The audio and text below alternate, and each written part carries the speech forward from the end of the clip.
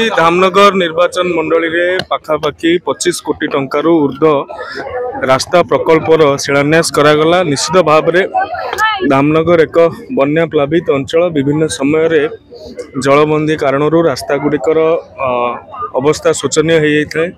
आज प्रमुख रास्ता गुड़िकर जेपरिक शहीद मंडप को संजोग करुवा शहीद मार्गर आज शिलान्यास करा जायछि। ता सहित विभिन्न रास्ता गुड़िक दीर्घ दिन धरिकी जो कार्य हो पार नथुला आज ताहार अयमारंभ होइछि। निश्चित भाव में अंचलवासी आशीर्वाद अंचलवासी शुभेच्छा कारण ये सब कार्य सही ठीक भाव में संपादित हेबो बोली मु आशा व्यक्त करूँ। मो घर दईपुर पंचायत मो रिटायर्ड इरिगेशन असिस्टेंट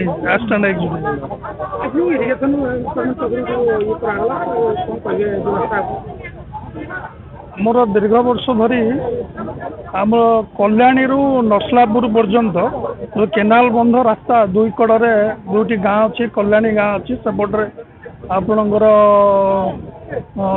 आउटे पंचायत गाँ गुड़ाक सब अच्छी से गाँ को गमनागमन करने कोठार को कनेक्ट करने यहाँ हूँ मुख्य रास्ता। ये मुख्य रास्ताटी बहुत कदर्य थिला कादुओ थिला तेणु इरिगेशन डिपार्टमेंट तरफ दुईटी एस्टिमेट कराई 2 कोटी 4 कोटी टंकार सेटा को पिचु करा 3 मीटर चौड़ारे पिचु करा लोक गमनागमन सुविधा करें।